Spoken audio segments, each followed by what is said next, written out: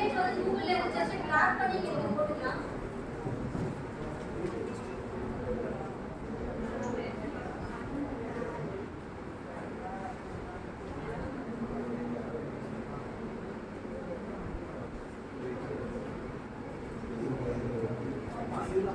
ஒரு இமேஜ் நீங்க வந்து சைடுல நீங்க மாத்த போறீங்க அப்படின்னா உங்களோட இமேஜ் ஷிஃப்ட் கிளிக் பண்ணி நீங்க ஷிஃப்ட் கிளிக் பண்ணி மவுஸ் வச்சு நீங்க வந்து சேஞ்ச் பண்ணிக்கலாம். ஷிஃப்ட் கிளிக் பண்ணல அப்படின்னா ஒரு இமேஜ் வந்து டேமேஜ் ஆயிடும்.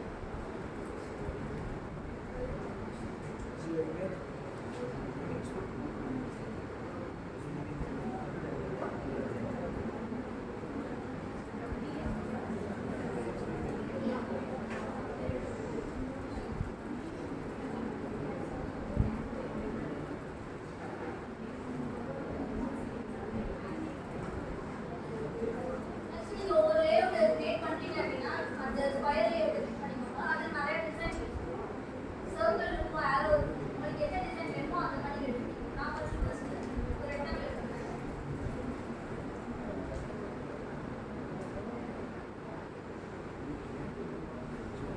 ஸோ உங்களுக்கு அந்த ரெட் மார்க் தெரியுதா? ஸோ அது கரெக்டாக அதோட கார்னர் கிட்ட வரும். இந்த மாதிரி டிசைன் வந்து ஒரே லைனில் இருக்கிறதுக்காக அது மாதிரியே வந்து இன்டிமேட் பண்ணிருக்கோம்.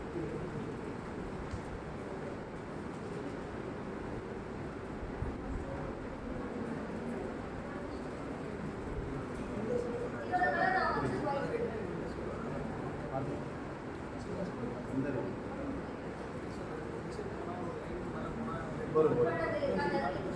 இப்போதே ஒரு டைப் டூல் எப்படி நம்ம வந்து ஒரு ரெஸ்யூம்ல ஒரு அப்ஜெக்டிவ் நம்ம கொடுப்போம்.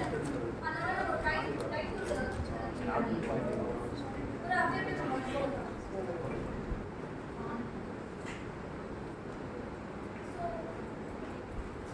ஒரு டெக்ஸ்ட் நான் கிளிக் பண்ணிட்டேன். ஸ்டைல் உங்களுக்கு தெரியுதா? அதோட டைமென்ஷன் இருக்கும். டைப்போகிராஃபி இருக்குல்ல, டைப்போகிராஃபியில் உங்களோட ஃபாண்ட் நேம் இன்டர் ஒரு ஃபாண்ட் நேம் இருக்கு. ரெகுலராக நீங்கள் போல்டாக மாற்றிக்கலாம். 12ன்றது ஒரு ஃபாண்ட் சைஸ். உங்களுக்கு எப்படி வேணுமோ அதை சேவ் நீங்கள் மாற்றிக்கலாம்.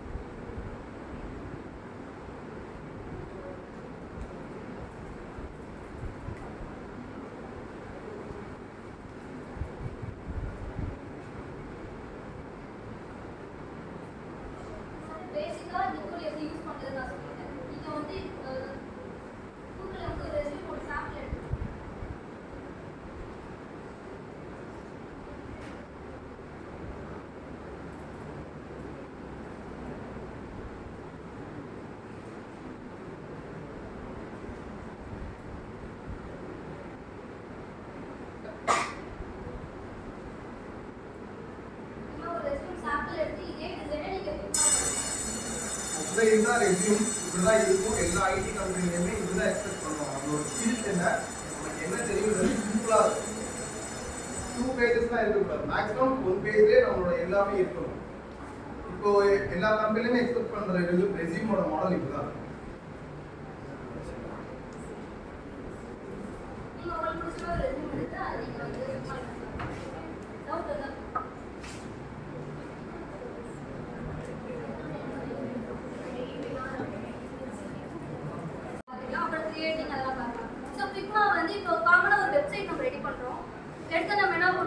HTML கோடை போட்டு நம்ம கோட ஆரம்பிச்சு போயிட்டே இருக்கோம். பட் நம்ம ஒரு கோடை முடிச்சிட்டோம். முடிச்சதுக்கப்புறம் கிளைண்ட் வந்து ஏதோ ஒரு பெரிய கரெக்ஷன் சொல்கிறாங்கன்னா திருப்பி நம்ம சேஞ்ச் பண்ணுறதுக்கு டைம் எடுக்கும். ஸோ அதுக்காக தான் இந்த ஃபிக்மா டூல்ஸ், இந்த மாதிரி நிறைய டூல்ஸ் இருக்குது. ஃபிக்மா தான் வந்து இப்போ இந்த ஐடி கம்பெனிஸில் மோஸ்ட்லி யூஸ் பண்ணுறது ஃபிக்மா டூல் தான்.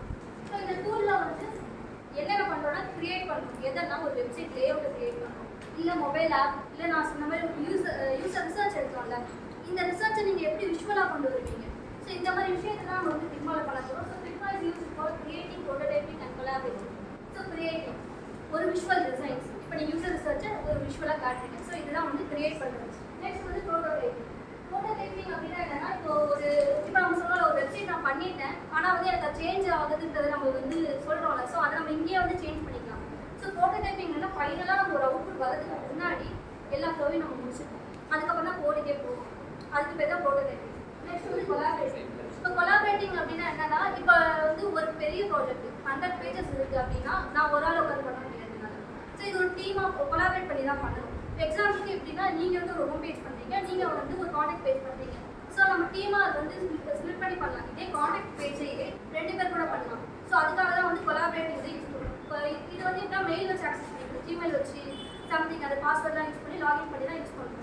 ஸோ அது மூலமாக நம்ம ஒரு டீமை க்ரியேட் பண்ணி அந்த லிங்க்கை நீங்கள் அனுப்புனீங்கன்னா அவங்களும் அதை வந்து எடிட் பண்ணிக்கலாம். இன்னொன்று வந்து ஃபிக்மாவோட அட்வான்டேஜ் என்னென்னா, இப்போ நான் வந்து ஒரு விஷயம் முடிச்சுட்டேன். இப்போ கிளைண்ட் சொன்னாங்க, ஓகே இந்த பட்டன் வந்து ரெட் கலரில் இருந்தால் ஓகே, சின்ன விஷயமா சொல்ல, பட் அது பெருசாக வந்து அவங்க சொல்லியிருப்பாங்க. இப்போ ரெட் கலர் மட்டும் மாற்றினா நான் மாற்றிட்டேன். பட் அவங்க என்ன இப்போ சொல்லுவாங்க, இல்லைங்க முன்னாடி இருந்ததே எனக்கு ஓகே தாங்க அப்படின்னா, நான் திருப்பி ஹிஸ்ட்ரிக்கு போய் இப்போ கலர்ஸால ஈஸியாக மாற்றிருவீங்க. பட் பெரிய விஷயமா வந்து நம்ம திருப்பி அதே டிசைனை பண்ணணும். பட் ஃபிக்மாவில் அப்படி தேவையில்லை, ஹிஸ்ட்ரி அதில் இருக்கும். நீங்கள் ஸ்க்ராட்சில் எப்போ ஸ்டார்ட் பண்ணதுலேருந்து எண்டு வரைக்கும் நமக்கு வந்து ஒரு ஹிஸ்ட்ரி அதில் இருக்கும். அதை வச்சு நம்ம வந்து ஹிஸ்ட்ரி ஈஸியாக எடுத்துடலாம். நம்ம திருப்பி போய் கிளைண்ட் கிட்ட ஓகே இந்த டிசைன் ஓகேன்னு அப்போவே நம்ம காட்டிடலாம். ஸோ அதுக்காக தான் இந்த 3 விஷயமே வந்து ஃபிக்மாவில் ஈஸியாக பண்ணலாம். ஸோ நான் சொன்ன மாதிரி இப்போ ஃபிக்மா வந்து ஜஸ்ட் ஒரு லிங்க் நீங்கள் அனுப்பினா போதும். க்ளவுட் பேஸ்டாக நீங்கள் எங்கே வேணால் ஆக்சஸ் பண்ணிக்கலாம். So Figma cloud based. Next வந்து இன்டராக்டிவ். நம்ம வந்து நமக்குள்ளேயே வந்து இன்டராக்ட் பண்ணி அந்த டிசைனை வந்து பண்ணிடலாம். அடுத்து வந்து ரெஸ்பான்சிவ் டிசைன். இப்போ நீங்கள் வந்து ஒரு கிளைண்ட் கிட்ட காட்டுறப்பயே வந்து இப்போ ரெஸ்பான்சிவ் ஒரு HTML மாற்றுறதுக்கு நமக்கு ஒரு டைம் எடுக்கும். ஸோ அதே மாதிரி தான் ஒரு வெப்சைட் லேஅவுட்டையும் நீங்கள் ஃபிக்மாலே ரெடி பண்ணுறீங்க, ரெஸ்பான்சிவ் டிசைனையும் ஃபிக்மாலே ரெடி பண்ணுறீங்க. ஸோ இதுதான் வந்து ரெஸ்பான்சிவ் டிசைன்.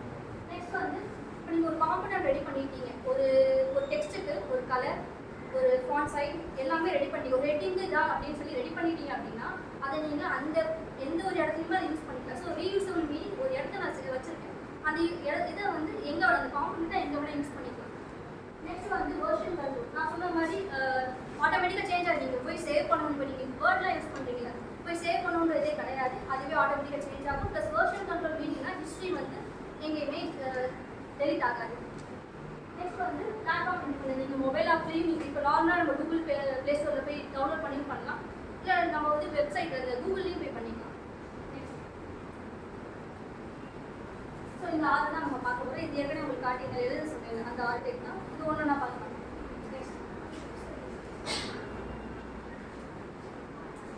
ஸோ ஃபர்ஸ்ட் வந்து யூசர் ரிசர்ச். யூசர் ரிசர்ச் நம்ம சொன்ன மாதிரி நம்ம யூசர்ஸோட டேட்டாஸை வந்து gathering data about users.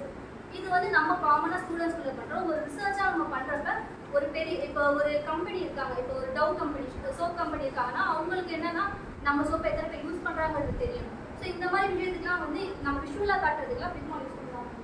Next வந்து யூசர் ரிசர்ச் நம்ம பண்ணுறது. நெக்ஸ்ட் வந்து பர்சனல் டெவலப்மெண்ட் அப்படின்னா ஒரு ரெஸ்யூம் தான். ஒரு ரெஸ்யூமை நீங்கள் வந்து உங்கள் ஃபிக்மாவில் இது பண்ணி விஷுவலாக வந்து காட்டலாம். இதை இன்னைக்கு டாஸ்க் இது தான். ஸோ பாருங்கள். Next informative architecture. எப்படின்னா இப்போ வந்து ஒரு வெப்சைட் இருக்குது, உங்கள் ஃபோனில் வெப்சைட் வேணால் ஓப்பன் பண்ணிக்கோங்க. அதில் வந்து இப்போ ஃப்ளிப்கார்ட்டில் வந்து ஃப்ளிப்கார்ட், அமேசான் எல்லாத்துலேயுமே காமன் என்ன ஒரு எலக்ட்ரானிக்ஸ் அண்ட் கிச்சன்ஸ் அப்ளைன்சஸ் அந்த மாதிரி நிறையா வந்து ஹெட்டிங்ஸ் இருக்கும், மெனூஸ் பார்த்துருப்பீங்க. என்ன நினைக்கிறீங்க? இப்போ வந்து இப்போ இந்த காலேஜ்ல எத்தனை டிபார்ட்மெண்ட் இருக்கு, இத்தனை கிளாஸ் இருக்குன்னு சொல்லிட்டு ஒரு பிஷப்க்கு எத்தனை டிபார்ட்மெண்ட்ஸ் இருக்கு, டிபார்ட்மெண்ட்ஸ்ல எத்தனை கிளாஸ் இருக்கு, இந்த கிளாஸ்ல ஒரு ஸ்டூடெண்ட்ஸ் இருக்காங்க, ஒரு ட்ரீ மாதிரி ஒரு லேஅவுட் ரெடி பண்ணுவாங்க. இதுக்கு பேர் தான் சைட் மேப். இந்த சைட் மேப் வந்து ஒரு வெப்சைட் நம்ம எப்படி கிரியேட் பண்ணோம் அப்படின்னா, இப்போ என்னோட வெப்சைட், இப்போ என் நேம் காவியா வந்து ஒரு டெவலப்பர். ஸோ காவியாவுக்கு கீழே எத்தனை வந்து ஸ்கில் இருக்குன்னு நான் ஒரு சைட் மேப் போடுறேன். அந்த ஸ்கில்க்கு கீழே என்ன இருக்குன்னு நான் போடுறேன். ஸோ ஒரு சைட் மேப்னா ஒரு ரூட் வந்து நம்ம ஒரு ட்ரீ ரூட் மாதிரி நம்ம போடுறோம். அடுத்து ஒயிட் ஃப்ரேமிங் அப்படின்னா என்னன்னா, ஒரு வெப்சைட் நம்ம ரெடி பண்ணுறோன்றத டிசைன் பண்ணிட்டோம். பட் அது விஷுவலாக இந்த மாதிரி கலர் கொடுக்குறேன், இந்த மாதிரி டிசைன் கொடுக்குறேன்னு சொல்லாமல் ஜஸ்ட் ஒரு அதை ஸோ இதுதான் சைட் மேப். நான் வந்து ஒரு பேஜ் வெல்கம் பேஜ், ஒரு ஹோம் பேஜ் வச்சிருக்கேன். ஹோம் பேஜில் வந்து மூணு மெனூஸ் நான் வச்சிருக்கேன். ஸோ இது ஒரு சைட் மேப். ஒரு வெப்சைட், இது வந்து ஒரு வெப்சைட் பார்த்தா உங்களுக்கு ஒரு டிசைனாக இருக்கா? ஸோ இதுதான் வந்து ஒயிட் ஃப்ரேமிங். இது நம்ம வந்து நெக்ஸ்ட் ஸ்டெப்பாக தான் ஒரு விஷுவல் டிசைன் கலரோ ஏதோ கொடுக்கும். விஷுவல் டிசைன்ஸ் இல்லைல்ல, ஓகே தானே? இது தியரி தான், அதனால தான் எதுக்கு இருக்குன்னு பார்த்தேன். விஷுவல் டிசைன்லாம் நம்ம எப்போவுமே நம்ம ஒரு வெப்சைட்லேயோ எதுலையோ கலர் கொடுக்குறோம், பட்டன் இப்படி தான் எனக்கு வேணும். நம்ம வெப்சைட் லேஅவுட் ஒயிட் ஃப்ரேமிங் பார்த்தோம்ல, வெறும் ஒயிட்டாக பிளாங்காக இருந்தது. அதை நம்ம இன்னும் எப்படி டிசைன் கொண்டு வரலாம், இல்லை ஒரு ஆட்டோமேட்டிக் ஏதாவது மார்ஜின் டிசைன் ஏதோ ஒன்று பண்ணலாம் அப்படின்னா விஷுவல் டிசைன் வந்து ஜஸ்ட் ஸ்டெப் பை ஸ்டெப் கொண்டு போயிட்டு விஷுவல் டிசைன்ஸ் பண்ணலாம். அடுத்து வந்து கன்சிஸ்டன்சி. இப்போ என்னோட ஹோம் பேஜ் வந்து இருக்குது, அதில் நான் என்ன பண்ணியிருக்கேன், என்னோட மெனுவோட கலர் வந்து நான் ஆரஞ்சு வச்சுருக்கேன். நெக்ஸ்ட் பேஜ் போகிறேன், அதில் வந்து ஒரு பிளாக் வச்சுருக்கேன். ஸோ ஃபாண்ட் வந்து இங்கே நான் இங்கே வந்து சான்ஸ் செரிஃப் அப்படின்ற ஒரு ஃபாண்ட் நேம் கொடுக்குறேன்னா, இங்கே நான் பாப்பன்ஸில் ஒரு ஃபாண்ட் நேம் கொடுக்குறேன் அப்படின்னா இது ஒரு யூனிஃபார்மாக இருக்காது கரெக்டாக. ஸோ ஒரு யூனிஃபார்மாக இருக்கணும், அப்போலாம் வந்து ஒரு லேஅவுட் வந்து நல்லா இருக்கும். ஸோ அந்த விஷுவல் டிசைனை நமக்கு முக்கியம் கன்சிஸ்டன்சி மீன்ஸ் இதுதான். ஒரு பேஜ் எப்படி இருக்கோ அதோட ஃபாண்ட் சைஸோ ஹெட்டிங் ஹச்சுவல் கொடுத்துருக்கீங்க, ஹச்சுவல் எல்லா பேஜ்லையும் கான்டெக்ட் பேஜ்லையும் சரி ஹோம் பேஜ்லையும் சரி சேமாக இருக்கும். ஸோ அதான் கன்சிஸ்டன்சி.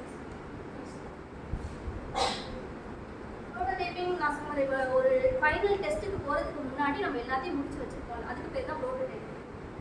ஒரு ஃபங்க்ஷனாலிட்டி ஃபுல்லாக இப்போ நான் இங்கே ஒரு பட்டன் கிளிக் பண்ணுறேன், கிளிக் பண்ணால் எனக்கு வந்து கான்டெக்ட் பேஜ் போகும், ஒரு ஃபார்ம் ஓப்பன் ஆகும். இந்த மாதிரிலாம் ஸ்டெப் பை ஸ்டெப் போகுது இல்லை, அதெல்லாம் வந்து பண்ணுறது டெஸ்டிங் பண்ணுறோம்ல, அதுக்கு பேர் தான் ப்ரோட்டோடைப்பிங். இன்டராக்டிவ் டிசைன்ங்கிறது நம்ம முன்னாடியே பார்த்தோம். எப்படி நம்ம வந்து இப்போ நீங்கள் 2 பேர் சேர்ந்து வந்து ஒரு பேஜை க்ரியேட் பண்ணுறோம்ல, இதுக்கு பேர் இன்டராக்டிவ். So responsive design. இப்போ இதை நான் முடிச்சதுக்கப்புறம் உங்கள் ஃபோன் எடுத்து பாருங்க, ஒரு வெப்சைட்டை வந்து டெஸ்க்டாப் வியூன்னு போட்டு பாருங்க. உங்கள் கூகுள் க்ரோம்லேயே டெஸ்க்டாப் வியூன்னு இருக்குது, இல்லை லேப்டாப் இருக்கவங்க லேப்டாப்பில் ஒரு பாருங்கள், அதே வெப்சைட்டை மொபைல்லையும் பாருங்கள், டிஃப்ரெண்ட் தெரியும். இதுக்கு பேர் தான் ரெஸ்பான்சிவ் டிசைன். இப்போ நான் வந்து லேப்டாப்பில் வந்து எனக்கு வந்து ஒரு 10 மெனு இருக்குது, அதே 10 மெனுவை நான் மொபைல்லையும் கிட்டே ஒரே இதாக காட்டினேன்னா பார்க்க நல்லா இருக்காது. ஸோ அதுக்காக தான் அந்த ரெஸ்பான்சிவ் டிசைன் ஒன்று போகிறோம். இப்போ நம்ம மொபைலுக்கு ஒரு அது எப்படி பண்ணுவாங்கன்னா, ஒரு பிக்சல் வந்து வச்சு எடுப்பாங்க. ஒரு HTML பொறுத்த வரைக்கும் அதோட லேப்டாப்போட பிக்சல் எவ்வளோ இருக்குது, இப்போ 1300ன்றது ஒரு லேப்டாப்போட வித் அண்ட் லென்த் வந்து ஒரு 400 இருக்குது அப்படின்னா அதுக்கேற்ற மாதிரி நம்ம டிசைனை மாற்றணும்.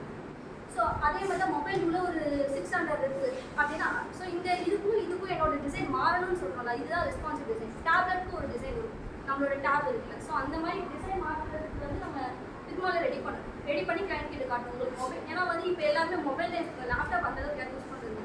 ஸோ ரெஸ்பான்சிவ் டிசைன்றது ரொம்ப மஸ்ட்.